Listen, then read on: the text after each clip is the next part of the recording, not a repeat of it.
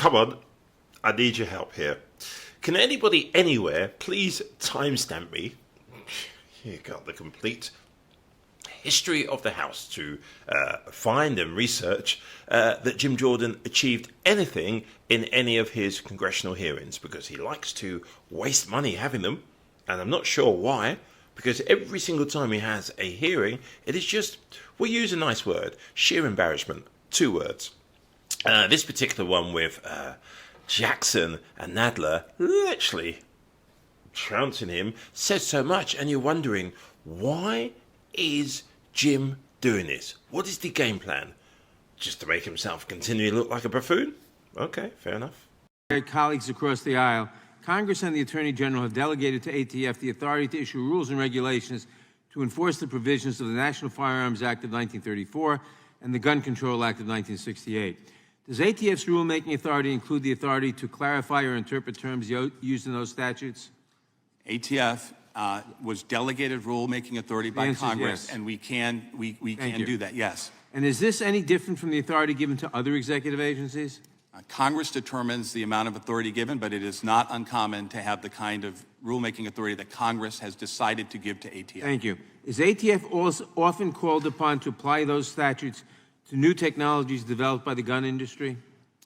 When new technologies develop, sometimes ATF is called upon to evaluate them and to apply Congress's rules to new technologies, yes. Thank you. For how long has ATF been doing the work of interpreting and clarifying statutes passed by Congress regarding firearms? Since before it was even called ATF, right? So back in the 1930s, when Congress passed the National Firearms Act, it delegated to ATF, to what was then the Treasury Department, I believe, of rulemaking authority, and that rulemaking authority has been delegated in other statutes by Congress. So for 70 years, basically. Probably closer to 100. Okay. In deciding how to apply those statutes to emerging technologies, does ATF rely on the expertise of technological experts as well as legal counsel? ATF uses all its resources and employees and expertise to follow the law as Congress has passed it and to implement those laws to protect the American people. The gun industry has a history of developing new technologies aimed at circumventing the nation's firearms. Technologies such as bump stocks, ghost guns, and stabilizing braces. Can you please explain how ATF determines when it is necessary to publish a notice of proposed rulemaking to clarify how statutory terms apply to emerging technologies? At ATF, we obviously are looking at violent crime. We're looking at public safety issues. And we're also looking, as you said, at changes in behavior. And we're trying to apply the laws as Congress passes them to a dynamic public safety and to new products that come out. It's not so much our concern what the motivation behind those products are, but we do have to apply the law as Congress wrote it to the current situation faced by the American public. That's what we try to do our best at ATF. We look at all the factors out there, we look at the public safety threat, and we try to do our best to take the language Congress wrote and to apply it to individual situations to enforce the law. Thank you. What would happen to ATF and the agency's ability to accomplish its mission if funding is cut, particularly considering the recent surge in gun violence and the years-long boom in firearm purchases? ATF is a small agency with an immense mission, protecting people from violent crime. And we work very closely with state and local law enforcement. We're not a large agency. There's not a lot of fat. You're cutting into bone. It would mean task force officers pulled from homicide units solving murder cases. It would mean carjacking cases and killings going unsolved. It would mean us not helping local law enforcement on gang task forces, working on cartel matters, us not being able to respond to firearms dealers, mass shooters. There's a variety of important public safety things that ATF is stretched very thin to do as it is now. And what could ATF accomplish with greater resources? With greater resources, all of those things I talked about, helping to catch shooters and trigger pullers with local law enforcement, helping to try and make sure we're getting to them the crime gun intelligence they need to see who are the trigger pullers, who are the worst of the worst, and how can we work together to catch them and put them in jail. We could do more to support them. Everywhere I go in this country, I talk to chiefs, sheriffs, community members. And it doesn't matter if it's in the middle of the country or on a coast, in a sheriff's department, in a rural area, or on a suburb or in a city. They all say the same thing to me, all of them. Send us more ATF resources so we can help fight violent crime. That's what we would do with those resources. Thank you. My last question, in what ways does ATF work with state, local, and international law enforcement agencies to protect the American public from gun violence? We work every day, all the time, shoulder to shoulder with them as they run into the gunfire to protect our communities. These local law enforcement people who work with us at ATF together are courageous people, they're heroes, and they deserve all of our respect and support. Thank you very much, and accept my congratulations on a job well done, and I yield back. Gentleman's time to expire. Mr. Chairman, I ask unanimous consent that the ATF Director article dated 4/25/2023 be placed into the record. Without objection. Gentleman from California is recognized for 5 minutes. Thank you, Mr. Chairman. Director, are you an expert in firearms? If you're referring to the statement I made, there was a member who was a veteran. I respect very much people's service to our military, who said that he had been an expert. I told him I might not be an expert to the same extent he is, and I'm certainly not an expert to the same extent that people who work for decades at ATF as firearms experts who examine the mechanics, velocity speeds, Okay, I'll take that as I'm not an expert at some level. Are you an expert on tobacco? I spent my career as a federal prosecutor putting gang members, violent criminals, cartel cases. No, I appreciate that. That's my background. Yeah. So I want to get the yes or no's. Try to make it quick. I'm not expecting a yes, to be honest. You're not an expert on tobacco. You're not an expert on guns. Are you an expert on explosives? I have prosecuted cases involving the attempted terroristic bombing of a bridge in Ohio, near Cleveland, where you're from. I have dealt with the firebombing of the Mansfield, Ohio. Do you know what courthouse. PETN is? I'm sorry? You know what PETN is? I don't hold myself out as a technical expert in every aspect of firearms, have but you worked I'm an expert in dealing with violent crime. Okay, so you know what a prosecutor knows. You have no expertise specifically in what the men and women of the ATF in various stages are experts on. Is that correct? Respectfully, ATF is a law enforcement agency. I have worked with ATF and law enforcement agencies, including police, my whole career. I'm trying not to get frustrated over not getting an answer to yes or no, so let's move on. During your earlier testimony, you just said that that you look at behavior to decide about rulemaking. Is that correct? That's what I heard. What we look at is we look at the entire... Okay, I have very limited time, and I only ask for you can expand afterwards, but a yes or no. You said you looked at behavior. I don't recall the exact words. What we look at is we look at the laws that Congress passes and the public safety threats facing America. Okay. So as you look at behavior, which the record will show you were saying, does the Second Amendment, the Constitution, forgetting about statute, because you can forget about statute, Constitution clearly trumps statutes. The Constitution has a right to keep and bear arms.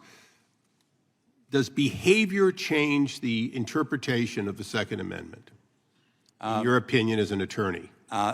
I think the Supreme Court has ruled, and more than once, that the right to keep and bear arms is an individual right possessed by Americans. So we have a right to keep and bear arms.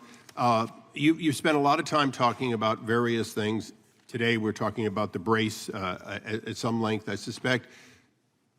Does the brace increase the accuracy of a pistol, in your opinion, to the extent that you know? Congress said... No, don't answer. No, excuse me. I have limited time, and I insist on your answering the questions I ask, or don't waste any of our time. To the extent that you know enough to have proposed a rule that bans or registers braces, does a brace increase the accuracy of a pistol? My understanding is that Congress determined that the ability to shoulder short-barreled rifles Okay. made them, You're- quote, you're- unusually dangerous. You're not, okay, unusually dangerous because it increases the accuracy. Unusually dangerous because Okay, Congress so said it let's was understand unusually something. I appreciate you telling me what our body does, but you have two types of weapon, a pistol and a rifle. A rifle is more accurate than a pistol because it is better braced, correct? Shouldered, I believe that Congress determined that when weapons could be shouldered and also concealed, that they were unusually dangerous. Okay, so you're not answering any of the questions, but I'll put one more statement out there. Rifles are in, and look, I'm an EOD tech by training. I know more about explosives than I do about firearms, so we're just going to go through this. Having been a sharpshooter in the military, having been qualified, I know that my .45 is not as accurate when fired as a rifle. But nowhere in the Constitution does it say that the accuracy of a weapon somehow changes the category for purposes of the Second Amendment. By your saying that a brace is in fact going to limit the ability of somebody to have it, what you are clearly doing is you are making decisions based on your interpretation of behavior and risk and not based on the Constitution. So we look forward to additional dialogue with you. I would appreciate in the future that you really do consider whether or not a yes or no should be answered first before you go on with what Congress has passed. And with that, I yield back, Mr. Chairman. Gentleman yields back. The gentlelady from Texas is recognized. Thank you very much. Welcome, and thank you very much for your leadership, and congratulations for your appointment.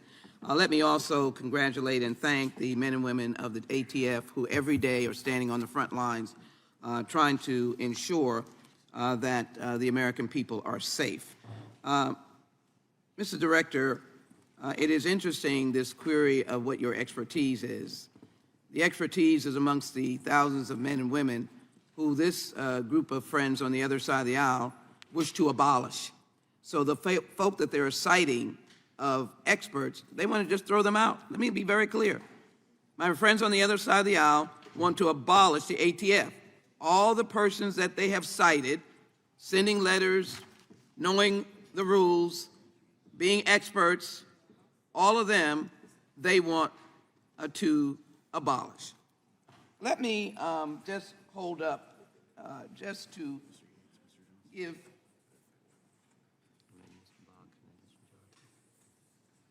just to pay tribute and acknowledge that these are the deceased, their families are still mourning, of the incident in Buffalo at the grocery store. It was an assault weapon that killed them. My question to you is just simply a yes or no. You know what an assault weapon is? You've seen one. Again, that would be a decision for Congress to make respectfully as to make that definition. There are numerous different legislative bodies that have taken up that question. They have all. If we laid a weapon on the table, you could pretty much say that falls in the category of an assault weapon. Respectfully, that is a decision that different legislative bodies have come up with different definitions for. It would be for the legislators to make that determination as to how they would define it, unless they were to delegate that authority to ATF. Let me move on. I know that I had the privilege of being at the testing site in Houston, and thank you for coming to Houston. This is a picture of the actual equipment that tests gun tracing. Could you just quickly say what that does and how that impacts reducing crime? Very quickly, my time is short. Crime gun intelligence, including firearms tracing, happens when a local law enforcement agency has a crime that they're investigating, and they want to trace the firearm that was used to hurt or kill somebody to its first retail purchase. It helps them to identify the trigger pullers, and it helps them to take them off the streets. In recent years, AR-style pistols equipped with stabilizing braces have been used in several mass shootings. Is that correct? That is public record. That is correct. The shooter who killed 9 people and injured 17 in Dayton used an AR-15 with stabilizing brace. Is that correct? My understanding is that is correct. The shooter who killed 10 people, including a police officer in Boulder, Colorado, a Ruger pistol equipped with a tactical brace. Is that correct? My understanding is that is correct. The shooter who killed 5 people and injured 19 others at Club Q in Colorado Springs in 2022 used a pistol equipped with an SB tactical stabilizing. Is that correct? From the public pictures in that case, my understanding is that is correct. Just 4 weeks ago, the shooter who killed 3 children, 3 adults in Nashville used a pistol equipped with a stabilizing brace, correct? Again, from the public pictures in that case, that is correct. The first stabilizing brace that Alex Bosco submitted to ATF for classification in 2012, the one he claims he originally designed to help his disabled veteran friend shoot a large pistol from the forearm with more control, did that brace ever make it to market unmodified? My understanding is that that particular product was not ever produced and marketed, and I think I read in Mr. Bosco's testimony that he said that some people were using Mr. Bosco braces said that he in wanted to ways- make sure that he did not have any equipment that would help kill a police officer or kill innocent persons. He did answer that question to me. Does the final rule ban firearms that are equipped with a stabilizing brace? Absolutely not. The rule doesn't ban anything. It imposes the congressionally articulated controls on certain weapons. Thank you. Much has been said about ATF's recent rule regarding stabilizing braces, but I would like to discuss auto sears or switches that turn off. And basically, that rule, can you just give a quick, as I have seconds, and I want to get to another question. Right now, our police officers and communities are facing machine gun fire from automatic conversion devices that turn lawful semi-automatic weapons into unlawful machine guns. It's a very dangerous situation. My next question is, what are you hearing from state and local law enforcement officers about the ATF? All the police chiefs and sheriffs I talk to want to have increased resources and partnerships with ATF to catch violent criminals. And veterans have other options. Gentlemen, the time the gentlelady has Braces that the expired. veterans have, you're Gentlelady not yields blocking back. veterans from being Gentleman from- disabled persons from being able to have the right kind of Gentleman brace. from Colorado is recognized. Mr. Chairman, that information should be on the record, that these It's on the braces do record. not You- stop. it's on the record. You said it. Veterans from Said it. getting the right equipment that they need. Public safety caused by criminal possession and use of firearms, correct? That's also one of the things we work on. Yes. And you improve public safety by increasing compliance with federal laws and regulations by firearms industry members, correct? That's what Congress has tasked us with doing. Sir, you are aware of the fact that gun violence is on the increase in this country, correct? The gun violence problem is very significant all over this country. What would be the impact of the MAGA Republican plan to defund the ATF? It would have a negative impact on public safety. It would make us less safe. I believe that's correct, and it would make it harder for state and local law enforcement to work together with us on violent crime. And we wouldn't be there to help them. Because it's a holistic system with the federal, state, and local governments acting in concert to keep us all safe. Isn't that correct? Since I started this business in 1991, that is the single most positive development in law enforcement, is those collaborations that exist now, regardless of administration, between federal, state, and local law enforcement, every day. Would it be fair to say, sir, that the MAGA Republican plan to defund and abolish the ATF would lead to increased gun violence? Defunding the ATF would make it easier for people to get away with killing people, hurting people with guns, and it would make it easier for them to unlawfully obtain firearms to do that. Tell me this, sir. Republicans have blocked the confirmation of an ATF director since 2015. What impact has that had on gun violence in this country? Respectfully, I'm director of a law enforcement agency. It's very hard for me to estimate the idea of what political differences have. But it's had a negative impact, hasn't it? The fact that the ATF has gone without a director since 2015. I believe that in the name of good government, that regardless of which party is in the White House, that we should have confirmed directors of ATF. That is my belief. So, sir, the ATF plays a critical role in protecting communities from gun violence and ensuring the safe dealing of and access to firearms by law-abiding Americans. Isn't that correct?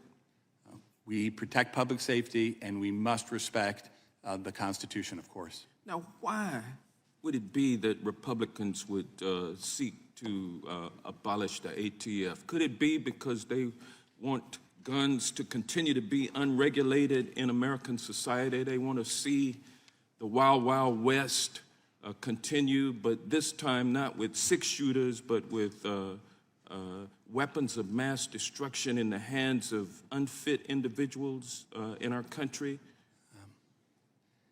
At ATF, what we work on, of course, is public safety. I don't know the motivation of others. That's why I came to this job, is to work with people to try to address problems. I start from the point of view that everybody can agree, no matter what their views are, that we can do more to protect people from violent crime. People may have passionate differences on how to do that. That's for Congress to decide. But I do start from the notion that people want to make our country safer. Well, I thank you for your service, sir, and I yield back. Gentleman yields back. Gentleman from Florida is recognized. How many guns has the ATF lost? I'm not sure I understand the question. Is it a difficult question to understand? Well, I don't know if you're referring to any particular incident or time How many period. instances should we be looking at where you've lost guns? So if what you're referring to is what happened at the National Destruction Branch, no guns were lost. They were stolen by an individual who's now in prison, Right. who was right. not an But- ATF employee. But there were recommendations made on what you should do so that you don't become the victim of the theft, and the Inspector General saying you're not following them. I'm quoting directly from the Inspector General's report. Thousands of firearms parts, and ammunition had been stolen from the ATF. So you gave testimony that the brave ATF agents are the ones showing up at 2 in the morning after a burglary, but it seems as though in this case, you were the one burglarized. Why have you not followed the recommendations of the Office of Inspector General so that you aren't the mark? Again, I want to say that it is brave women men and women of ATF who do this. That's not a Well, I know cliche, what they're that's a doing. I know what they're reality doing. every They're day. getting robbed on one hand, so you can't keep a hold of the guns you're supposed to have. But then you do keep a hold of a bunch of stuff you're not supposed to have a hold of. The GAO report, firearms data, ATF did not always comply with the Appropriations Act restriction and should better adhere to its policies. As a result of breaking the law, didn't you guys have to go and delete like 250,000 records that you illegally kept? Again, with respect to both the Inspector General reports that you're talking Nope, about. one's Inspector General, one's GAO. Well, Very the Inspector General report, ATF, that happened several years ago, more than that. 2022 And is the ATF has, date of the the report report. came out, but the theft, and Yeah. ATF has implemented numerous different safety measures with respect to the National Destructive Branch. Well, I mean, in order I'm reading to you safeguard- from the report from last year, Mr. Director. We found that the NDB staff does not currently in 2022, adhere to established operating procedures in place to mitigate risk of firearms being lost and stolen. So I guess that shows an ATF that is not functioning correctly and is not responding to the problems you create. You keep records you're not supposed to. It was 250,000 of them you had to delete, right? I don't believe that is. Was it over 200,000 that you had to delete? So what was happening was. I just want to know the number of records you had to delete that were not being lawfully maintained. There were records that had not actually been searched, but my understanding Hundreds of is thousands were of them. searchable. And so that's what you guys do. You keep what you shouldn't keep. You lose what you're not supposed to lose. But how do you treat regular Americans? I got this letter from someone in my district, a firearms dealer. I have been a firearms dealer for 46 years. For 46 years, I've had a good relationship with law enforcement. Then came the ATF's zero tolerance policy. 2 years ago, while in the process of selling a firearm to a customer, I completed their background check using Florida's FDLE firearm purchasing program. The background check was uneventful, and FDLE rendered an approval number. Some months later, during an ATF audit, I was told the background check was now a non-approval. Even though FDLE made the error, it was on my paperwork, so ATF deemed it a willful error.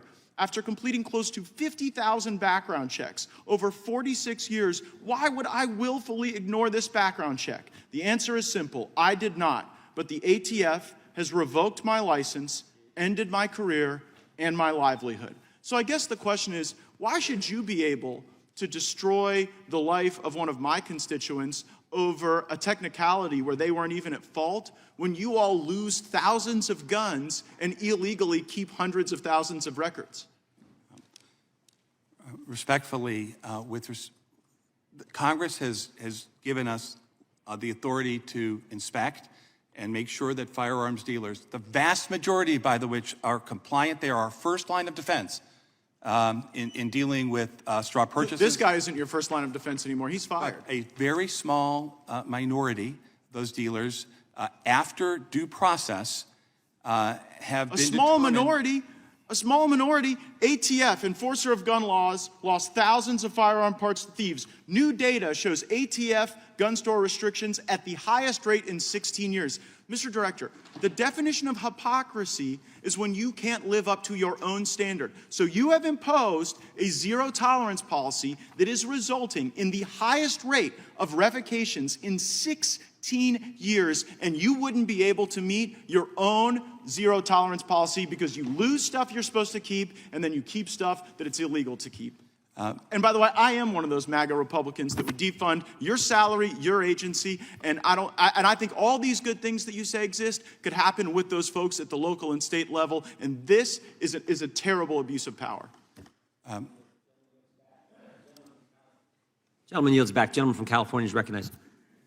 Thank you. Well, we can see now what the GOP has become. It's become the anti-ATF, anti-FBI, anti-law enforcement, pro-insurrection party. Mr. Director, I appreciate your being here.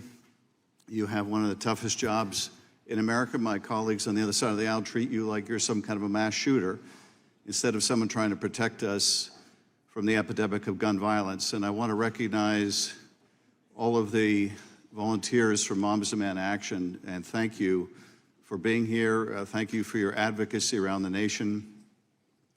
I appreciate how much you're devoted to trying to end this scourge of gun violence. I think like many Americans, that after the tragedy of Sandy Hook, it would finally be enough. Watching those beautiful children massacred would be finally enough to prompt this Congress to do something, to stop this insanity. But it didn't. Tragically, so many members of Congress learned a very different lesson, that they could just wait it out. They could wait out tragedy after tragedy after tragedy, and they would have to do nothing. And indeed, on the other side of the aisle, it's just gotten worse. It's just gotten worse. Whenever you see a disparity between what the American people want and what they get, there's usually a powerful special interest at work. And here, the American people desperately want an end to this epidemic. They want common sense gun safety legislation. They want a ban on assault weapons. They want truly universal background checks. It's insane that you can be denied the purchase of a weapon because you're a felon and then go out in the parking lot and buy the same gun. That is insane. And of course, we see the result when we see our children mowed down week after week after week. And it's not like there aren't answers to this. It's not like there aren't things that work. There are things that work, like a ban on assault weapons and a ban on high-capacity clips. And yes, it won't stop every shooting, it won't stop every mass shooting, but it'll stop a lot of them, and it'll make the ones that happen far less lethal. I mean, the GOP has become the party of wanting guns with more lethality, capable of killing more people, capable of killing more kids and more cops. And I'm sure they don't actually want cops and kids to die, but it's the effect of their actions, it's the effect of their inaction that people are dying. I mean, not even NRA members want this. And so why do they? Who benefits from this? Who benefits from this absurd, grotesque spectacle of mass shootings week after week and the daily trauma of people getting gunned down? Who benefits? certainly not the American people. Well, the gun makers benefit. It's all about the money. Apparently, it's all about the money. Nothing else matters. I've been carrying a bill now for 6 or 8 years to repeal the immunity that the gun industry has. Because if it's all about the money, then the only thing that will stop the violence is to take away the money, take away the profit in murder. So I'm grateful to Mamas Demand Action. I'm grateful for what you're doing out there. You're making a difference. If not in this building, you're making a difference in state capitals. I think you're going to make a difference in this building. We will get to a tipping point where we will show that we can beat the NRA, we can pass common sense reforms, and we can protect the public. You know, there has been a lot of progress, I think, on the Democratic side of the aisle of members running towards this issue, not away from it.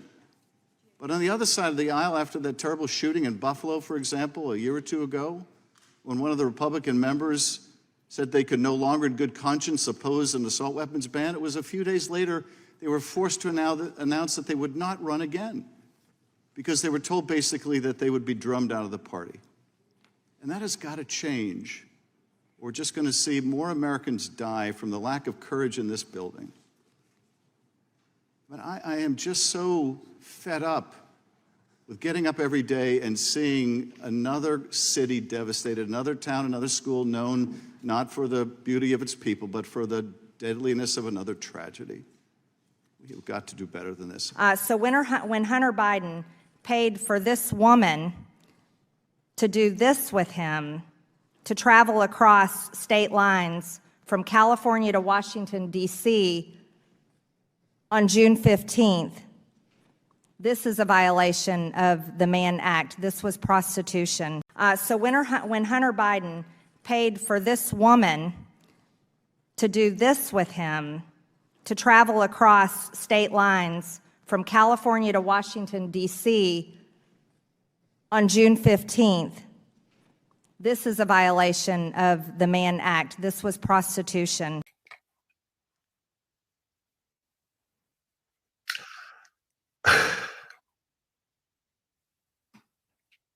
Silence is golden, yeah? There was a time, do you recall, I'm sure you do, you could turn the radio on and silence wasn't golden. In fact, it was just full of real hate. Just real, what did they just say? Shock jocks, you could probably call it, where racism, hate, homophobia, hate, sexism, hate, nastiness, all of that were common ingredients. In fact, the more outrageous they were probably getting paid by the level of outrageousness they could get on the outrageousness thermometer. If you didn't go, whoa, they didn't like it. But that was radio. You could kind of turn it on and turn it off. And it was like it. People like Rush Limbaugh were like just putting out nastiness. Hannity was involved in that, and he transferred half of that garbage to cable news. But it was still kind of WWE. It wasn't really, you knew what it was. Yeah, it was manageable because it was in the level of entertainment.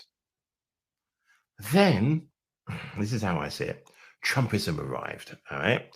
And with Trumpism and MAGAism, you got a whole load of people who as I said, traditionally would be shock jocks, yeah? Would be saying outrageous stuff, but no, they went into the world of politics, mixed it with clickbait, because Trump had installed upon them the playbook, say anything outrageous to get attention. All publicity is good publicity. This is the same person that used to call newspapers and magazines and etc. media outlets and criticize himself when he was starting out. It's the same playbook. I watched the Austin Butler biopic about Elvis. All there. Bad impression. But I didn't realize until I watched it that Colonel Tom Parker, who was Elvis's manager, he decided that negativity was a good thing because he would own most of the merchandise that was negative towards Elvis. So it's the same coin, all making money. And that's how a lot of your politicians, Gates, Gosser, Ted Cruz reinvented himself as a piece of SHIT. lo and behold, Marjorie Taylor Greene. Now, I used the clip of Marjorie Taylor Greene at the beginning just as an example. Well, you could call it clickbait, but, well, she actually really did do it. Shared pornographic images on a public forum. Correct me if I'm wrong. Is the Republican Party right now not meant to be the protector of children? So why are they doing this really dumb, just so dumb, sharing these images? Why is she doing that? Because she's of the line of, it's all publicity, it's all going to get me talked about. James Comer and Jim Jordan head up a few hearings. I've had to record this a few times because I've tried to not get outraged by this, because that's not really going to solve anything. But it is just pathetic, just ridiculous, crazy. You have hearings taking part in Congress, and AOC said something about this recently, that aren't on. I'll go through the tick list, okay? Have you seen any or heard any hearings recently about health, medical situations, improvements to medical technology, medical insurance? No. Jobs, the economy. Biden, which is doing very well. No. Okay. Education, apart from the woke stuff. Schools, colleges. No. Housing. Nope. It's very strange, isn't it? These people are there, and they get a good salary, by the way. And what are they doing? They're not representing the subjects which matter to you. I could be wrong. Go to any Walmart, anywhere, any state in America, any street, I don't mind. As you buy the checkout, look at all the magazines and all that stuff, the chewing gum. Strike up a conversation with the person in front or the person behind. The first subject you're randomly going to discuss with a stranger is going to be Hunter Biden's laptop. I promise you, you will have nothing else to talk about, because that's all that is. Well, that's all that's going on in Congress from Jim Jordan's point of view.